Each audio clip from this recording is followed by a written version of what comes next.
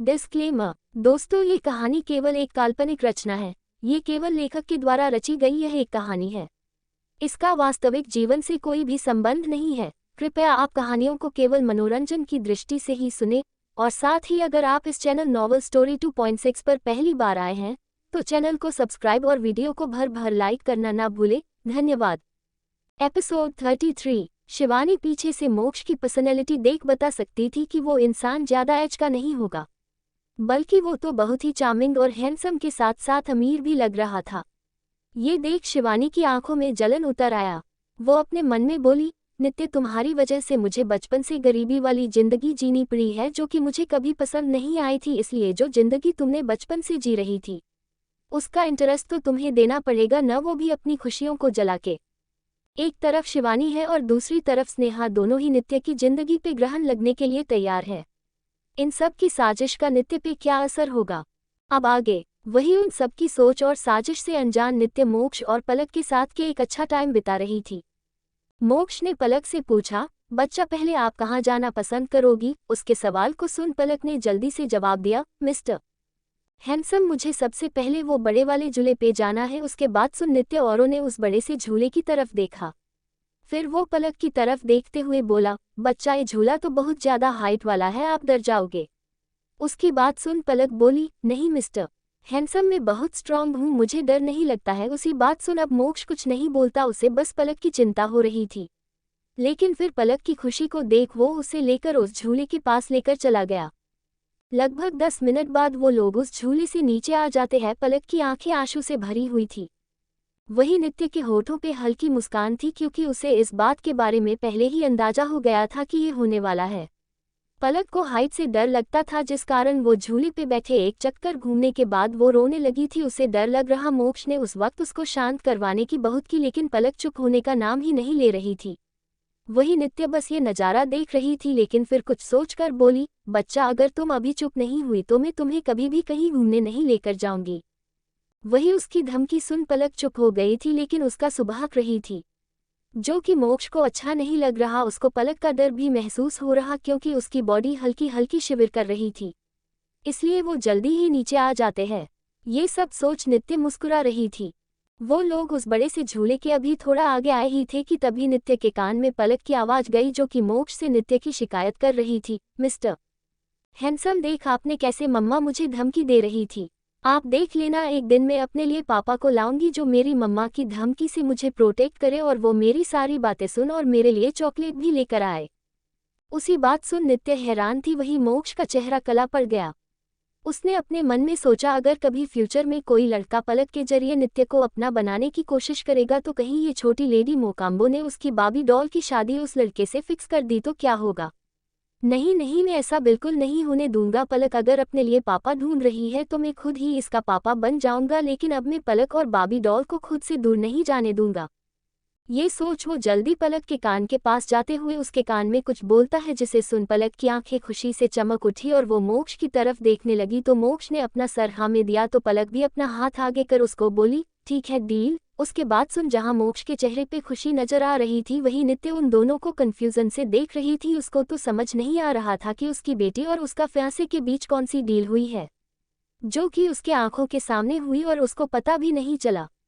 लेकिन उसने इस बात के बारे में ज्यादा न सोचते हुए उनसे बोली, क्या अब हम घर चलना चाहिए? उसकी बात सुन मिश और पलक एक साथ बोले, बिल्कुल नहीं। उन दोनों एक की एक जैसी टोन सुन नित्य उन्हें देखने लगी। तो मोक्ष जल्दी से बोला, देखो डोल, हम अभी थोड़ी देर पहले ही तो यहाँ पे आए हैं न, और हमने तो अभी पूरा अम्यूजमेंट पार्क घुमा भी नहीं है। ऐसे में अगर हम यहाँ से चले जाएंगे तो पलक को बुरा लगेगा। मोक्ष ने ये बात बहुत ही मासूमियत से बोला था।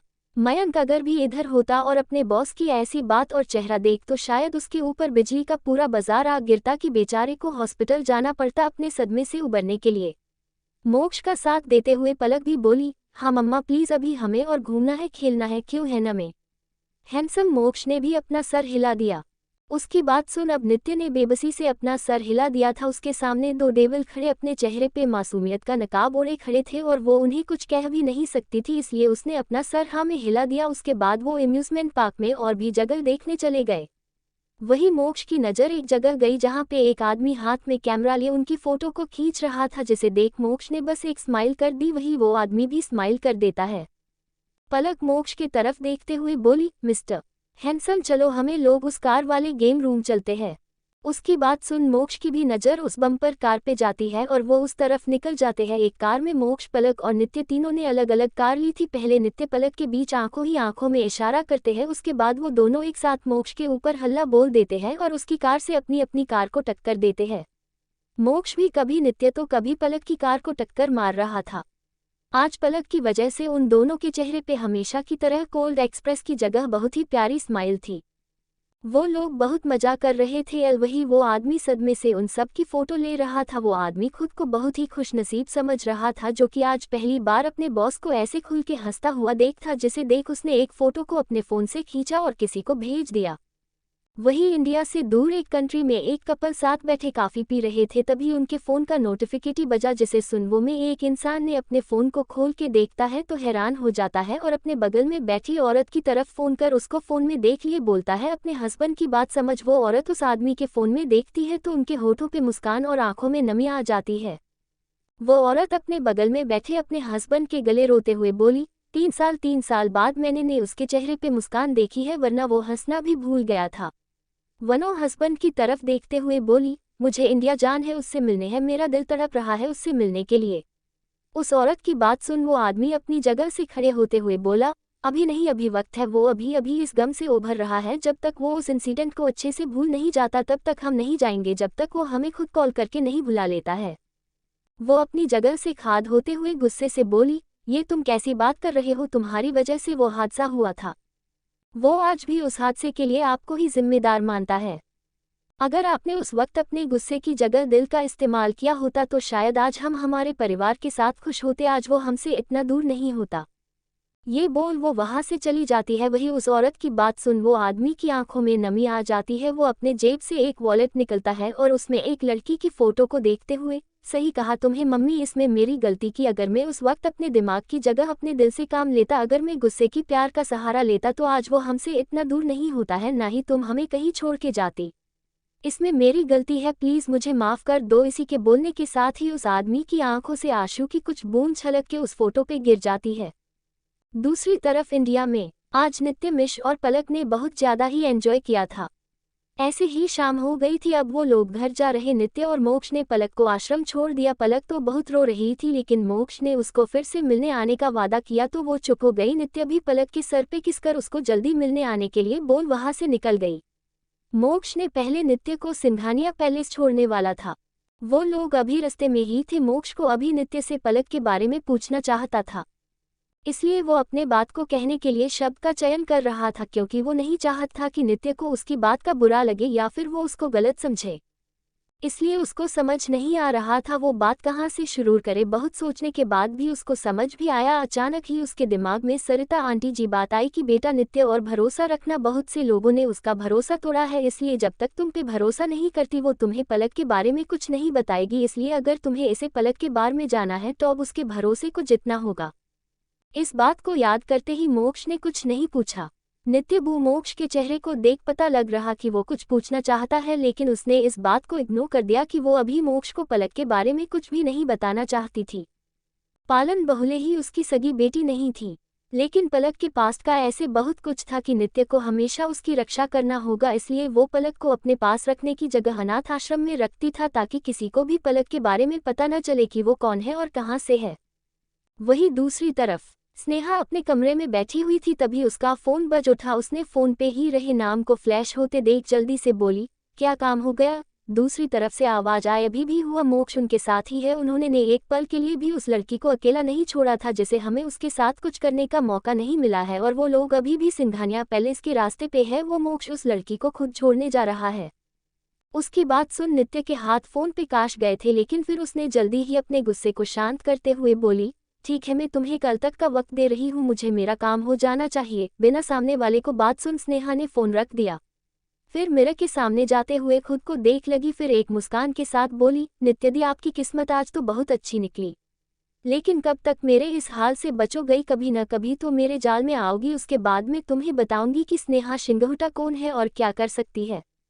एपिसोड 34। वही दूसरी तरफ नित्य और मोक्ष अब तक सिंघानिया पैलेस के बाहर आ चुके थे। मोक्ष ने नित्य के साइड का डोर ओपन किया और नित्य के आगे अपना हाथ कर दिया, जिसे पकड़ नित्य कार से बाहर आई और मोक्ष के सामने खड़ी ही गई। मोक्ष ने नित्य को गले लगते हुए उसके गाल पे किस कर लिया और उसके कान के करीब जाते हुए बोला, थैंक यू, आज का दिन मेरे लिए बहुत ज़्यादा अच्छा था। आज का दिन मेरे लिए बहुत ही ज़्यादा प्रेशियस था, इसलिए मैं चाहता हूँ कि मैं ये रोज़ तुम्हारे और पलक के साथ जाऊँ। फिर थोड़ा सेडेक्टिव टोन में बोला, बाबी डॉल, क्या तुम मेरा नाम पलक के साथ जोड़ना पसंद करोगी? क्या मैं पलक को अपना दे दूँ? मोक्ष की ये बात सुने में जितनी सिंपल लग रही उतना ही ज़्यादा तेजी से नित्य का दिल धड़क रहा था। उसको मोक्ष की बातों से ज़्यादा उसकी करीबी का एहसास हो रहा था। मोक्ष भी नित्य के दिल धड़कन को अच्छे से सुन पा रहा था। उसको खुशी हो रही थी कि उसकी करीब नित्य को इफेक्ट कर रही है। धड़कन तो उसकी भी बड़ी हुई थी। जो इंसान आज तक किसी भी लड़की के पास नहीं गया था, आज वो नित्य की करीबी में खो रहा था। लेकिन फिर भी जल्दी ही खुद को धड़कन और जज्बात पे काबू रख वो नित्य से दूर होने लगा कि अचानक वो किसी चीज़ में फंस नित्य की तरफ गिरने लगा। नित्य अभी कार के डोर से टिक के खड़ी थी, लेकिन जब उसने मोक्ष को गिरते हुए देखी तो वो जल्दी से आगे बढ़ मोक्ष को संभालने के लिए उससे पहले मोक्ष ने उसका हाथ पकड़ खुद की तरफ खींच लिया, जिससे नित्य मोक्ष के साथ ही एक आवाज़ के साथ नीचे गिर गई। इसी के साथ जहां नित्य की आंखें हैरानी से बड़ी हो गई तो वहीं मोक्ष की आंखें खुशी से चमक उठी थी। आखिर उसने कब से इस पल का इंतजार था। इस वक्त नित्य और मोक्ष के होठ एक दूसरे से मिले हुए थे, जिस कारण नित्य की आंखें हैरानी से बड़ी हो गई थी। उसकी दिल तो मानो धड़कना ही भूल गया था। वही हाल मोक्ष का भी था, लेकिन हैरानी होने की जगह खुश था। उसके एक हाथ नित्य की कमर पे लिपटा हुआ था तो वही दूसरा हाथ नित्य के हाथ से उलझा हुआ था। उसने बिना किसी की देरी के नित्य के होठ, जो कि अब तक उसके होठ से टीके हुए थे, उन्हें स्मूच करना शुरू कर दिया था, जिससे दिनों के शरीर में एक झुरझुरी फैल गई। नित्य तो अभी भी अपने होश में नहीं आई थी। उसकी नज़र तो बस मोक्ष की नज़र से मिली हुई थी। वही मोक्ष भी उसकी आंखों में आंखें डाल उसको किस कर रहा था। जब नित्य को रियलाइज हुए कि अब उसे सांस नहीं आ रही, तब कहीं वो अपने होश में आए और मोक्ष से दूर होने की कोशिश करने लगी। वही मोक्ष तो उसको छोड़ने के लिए राजी नहीं था, लेकिन जब वो देखता है कि नित्य सांस नहीं ले पा रही थी तो वो उससे छोड़ देता है। उसके छोड़ते ही नित्य लंबी लंबी सांस लेने लगती है। मोक्ष उसका सर अपने सीने पे रख उसके सर को सहलाने लगता है। थोड़े टाइम वो दोनों ऐसे ही रहते हैं। उन्होंने कोई होश नहीं कि वो दोनों इस वक्त कहाँ पे है और किस पोजीशन में है। जहाँ नित्य अपने सांसों को कंट्रोल कर रही थी, वही मोक्ष तो अपनी फर्स्ट किस की खुशी मन रहा था। उसके दिल में एक सुकून था।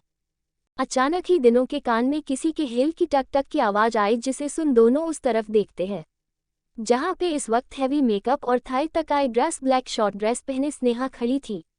वो अपनी आंखों को बड़ा बड़ा किए मोक्ष और नित्य की तरफ देखती है।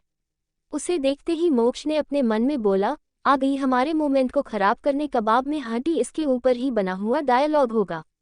ना चाहते हुए भी उसे नित्य को छोड़ना पड़ा। नित्य भी बिना किसी एक्सप्रेशन के अपनी जगह खड़ी हो जाती है। स्नेहा को मोक्ष और नित्य को इस तरह देख उसका खून खोल रहा था, लेकिन फिर भी उसने अपने चेहरे पे मासूमियत वाले एक्सप्रेशन को ही बनाए रख। आखिर मोक्ष के सामने उसकी इमेज की बात है, वो कैसे खराब होने दे सकती है। वो अभी कुछ बोलती उससे पहले ही नित्य मोक्ष की तरफ देखते हुए बोली, अब मुझे चलना चाहिए। तुम भी अच्छे से ड्राइव करना और घर पहुंच के मैसेज कर देना। ये बोल वो आगे जाने लगती है। इस वक्त स्नेहा के साथ बहस करने का कोई मूड नहीं था। वैसे भी आज का दिन उसके लिए भी बहुत खास और खुशी से भरा था। वो उस दिन के आखिरी कुछ पल को स्नेहा की वजह से खराब तो होने नहीं देने वाली थी, इसलिए वो बिना स्नेहा की बात सुन या उससे कोई बात किए वहां से चली जाती है। उसको जाते ही मोक्ष भी अपनी कार में जाके ड्राइविंग सीट पे बैठ जाता है। तभी स्नेहा जल्दी से उसके कार के पास आते हुए बोली, मोक्ष, क्या तुम मुझे ग्रीन पैराडाइज में छोड़ सकते हो? आज वह मेरी फ्रेंड का बर्थडे है। उसकी बात सुन मोक्ष ने अपनी एक आईब्रो को उचकते हुए बोला, सॉरी मिस स्नेहा, मैं आपका कोई ड्राइवर नहीं हूँ। उसकी बात सुन स्नेहा को गुस्सा तो बहुत आ रहा, लेकिन वो अपने इमोशन पे काबू रखते हुए बोली, तुम अभी तो मेरी बहन को छोड़ने आए थे ना, और अभी तुम अकेले ही घर जा रहे हो, और तुम्हारे घर के रास्ते में ही तो वो होटल आता है ना, तो क्या तुम मुझे वहाँ नहीं छोड़ सकते? स्नेहा की इस बात का मतलब मोक्ष अच्छे से समझ रहा था, लेकिन फिर भी वो जुबान पे टिका रहा और बोला, मिस स्नेहा, मेरा आपके साथ कहीं भी जाने का कोई भी इरादा नहीं है। इस बार मोक्ष ने सिंपल भाषा में स्नेहा को मन कर दिया और अपनी कार को स्टार्ट कर सीधा वहां से निकल गया। वही स्नेहा अपने पैर पटक के रह गई, फिर अपनी कार के पास आके खुद ही कार को ड्राइव करते हुए वहां से निकल गई। वहीं ऊपर अपनी बालकनी में खड़ी नित्य ये सब देख रही उसने देखा कि कैसे पहले स्नेहा उसके सामने मोक्ष को जीजू बोल रही थी, उसके जाते ही वो जीजू से सीधा मॉक पे खुद गई थी। फिर कैसे मोक्ष से लिफ्ट मांग रही थी और मोक्ष का उसको मना करना, स्नेहा को गुस्सा और जलन से भरा चेहरा देखना। नित्य अब अपने कमरे में आ गई और किसी को मैसेज करके बोली कल की मीटिंग को शेड्यूल कर दो। दूसरी तरफ से ओके बॉस का रिप्लाई आया। वहीं दूसरी तरफ मोक्ष अपने कार में बैठ था और कार को ड्राइव कर रहा था। उसके सामने बार बार वही सीन आ रहा था जब वो नित्य को किस कर रहा था और उसके एक्सप्रेशन को नोट कर रहा था। उसने अपने दिल पे हाथ रखते हुए बोला, बाबी डॉल, लोग अपनी फर्स्ट को कितना प्लान करते हैं, एक में हम जिसने तुम्हें किस करने लिए प्लान बना पड़ा था। फ्लैशबैक। कार में मोक्ष ने जब नित्य को कहीं खोहू देखा तो उस वक्त नित्य थोड़ी मायूस लग रही थी, जिसे देख मोक्ष ने अपने जेब से एक चॉकलेट निकल नित्य को दिया, जिसे देख नित्य ने मोक्ष की तरफ देख हैरानी से बोली, क्या तुम मुझे कोई छोटी समझ रहे हो जो ये चॉकलेट मुझे दे रहे हो। उसकी बात मोक्ष ने भी हंसते हुए बोला, वेल तुम्हारी एज अभी जस्ट 18 है, तो उस हिसाब से देखा जाए तो मेरे लिए तुम बच्ची हुई न, जो बहुत ही क्यूट और समझदार है। उसकी बात सुन नित्य उसको ऐसे देख रही जैसे कहती हो ये बच्ची वही है जिसने तुम्हारे दोस्त का ऑपरेशन किया है। उसकी लुक का मतलब समझ मोक्ष बोला, तो क्या हुआ अगर तुमने उसकी सर्जरी की मेरे लिए, तो तुम अभी भी बच्ची है, बस इससे ज़्यादा मैं कुछ नहीं जानता हूँ। और वैसे भी किसी ने कहा है कि अगर मूड खराब ही या खुद को साथ फील करो तो चॉकलेट खाना चाहिए। उसकी बात सुन नित्य कुछ नहीं बोली और चुपचाप चॉकलेट खाने लगी थी। नित्य चॉकलेट ऐसे खा रही जैसे कोई बच्चा, उसकी आंखें चमक रही थी, उसके दंत बार बार कभी चॉकलेट के बीते लेते तो कभी जीभ उसके होठों पे फिरती। मोक्ष की नज़र ना चाहते हुए भी बार बार नित्य के हरकत पे जा रही थी। मोक्ष को ऐसा जैसे उसने नित्य को चॉकलेट देकर अपने ही पैर पे कुल्हाड़ी मार ली। वो बिना नित्य के प्रॉमिस के उसको किस नहीं कर सकता था, लेकिन उसको ऐसे देख उसका खुद पे काबू नहीं रख जा रहा। उसका दिल कर रहा बस एक बार नित्य के होठों को टेस्ट कर ले, लेकिन फिर भी किसी तरह खुद पे काबू रखने लगा। वो आज हैरान था, आज वो न जाने उसके सामने कितनी ही लड़की आई, कितने ही लड़कियों ने उसको सिड्यूस करने की कोशिश की थी। उसने उन सभी लड़कियों लिविंग हेल दिखाया था, लेकिन आज नित्य जो कि बेचारी चुपचाप अपने चॉकलेट खा रही थी, वो उस देख सिड्यूस हो रहा था। उसने सामने की तरफ देख फिर से ड्राइविंग पे फोकस करने लग, लेकिन उसका फोकस ड्राइविंग की जगह नित्य पे जा रहा था, इसलिए वो अब खुद खिड़की के बाहर देखने लगा था। तभी उसकी नज़र साइड पे खड़े कुछ कपल गई जो कि एक दूसरे को किस कर रहे ये देख मोक्ष चिढ़ गया। उसने अब अपने अंदर बेचैनी होने लगी थी, इसलिए वो जल्दी से अपने जेब में सिगरेट ढूंढने लगा था। अचानक ही उसके कुछ छोटी मगर गोल सी चीज़ लगी। उस चीज़ को देखने के लिए उसने अपने हाथ में बाहर निकला। उस चीज़ को देखते ही उसको ऐसा लगा जैसे डूबते को तिनके का सहारा मिल गया हो। मोक्ष की आंखें तारों की तरह चमक रही। आज उसको इतनी खुशी हो रही जितनी उसको बड़ी से बड़ी डील को क्रैक करने के बाद भी नहीं होती है। अब उसके दिमाग चला गया। थोड़े टाइम में उसने कार को सिंघन पैलेस के सामने रोक दिया और नित्य को कार से बाहर निकल उसके साथ वो सब बातें करने लगा था, जिससे नित्य का ध्यान उस पे रहे और इसके प्लान मुताबिक ऐसा हुआ भी। अपनी बातों नित्य को उलझा देख मोक्ष ने उस छोटी सी गोली को नीचे गिरा दिया। फिर नित्य दूर होने लगा, जिसे उसके पैर उस गोली पे चला गया। उसके प्लान मुताबिक नित्य भी आगे बढ़ी थी और इसी के साथ उसके दिल की तमन्ना पूरी हुई और मोक्ष और नित्य फर्स्ट किस हो गई। Present time. मोक्ष ये सब सोचते हुए बोला, बाबी डॉल देखो न, लोग फर्स्ट की सपने सजाते हैं, मैं तुम्हें किस करने के लिए प्लान बना रहा हूँ। उसके होठों पे एक दिलकश मुस्कान आ गई। आखिर उसकी एक्सीडेंटल किस का प्लान जो सक्सेसफुल हो गया। वो अपने होठों पे अपने हाथ के अंगूठे को रब करते हुए बोला, बाबी डॉल तुम्हारी होठों का तुच्छ मुझे अब फील हो रहा है। वही नित्य भी अपने रूम से फ्रेश होकर बाहर आई कि तभी उसकी नज़र अपने होठों पे गई जो कि अभी भी लाल थी, जिसे देख नित्य का चेहरा लाल हो गया था। उसको भी वो पल याद आ गया जब मोक्ष ने उसको किस लिया था और वो उसको खुद से दूर करने की जगह उसकी आंखों में खो गई थी। नित्य के होठों पे भी प्यारी सी मुस्कान बिखर गई। तभी उसको नीचे से कुछ गिरने की आवाज़ आई। उसने अपनी गाड़ी की तरफ देख जहाँ पे रात के 12 बज रहे थे, इसलिए वो अपने कमरे से निकल बाहर आई तो उसको अपने सामने पूरा अंधेरा नजर आ रहा था। नित्य को ये बहुत अजीब लग रहा था, क्योंकि सिंघानी पल्स में हमेशा ही रात के समय सीढ़ियों के पास वाली जल करती थी ताकि रातों को किसी के नीचे गिरने का डर ना रहे। नित्य अपने एक कदम आगे बढ़ती है कि उसको ऐसा लगता है जैसे कोई उसके पीछे है, लेकिन नित्य पीछे देखने की बजाय उस अंधेरे का फायदा उठा एक सोफे चली जाती है और वह झाड़ू हो जाती है। तभी उसे एक आवाज़ आती है जिसे सुन उसका दिमाग खराब हो जाता है। तो दोस्तों आगे क्या होगा यह जानने के लिए इस स्टोरी को सुनते रहिए सिर्फ और सिर्फ नॉवल_स्टोरी_2.6 चैनल पर। और अगर कहानी आप सभी को पसंद आए तो वीडियो को लाइक, कमेंट और शेयर जरूर करें। धन्यवाद।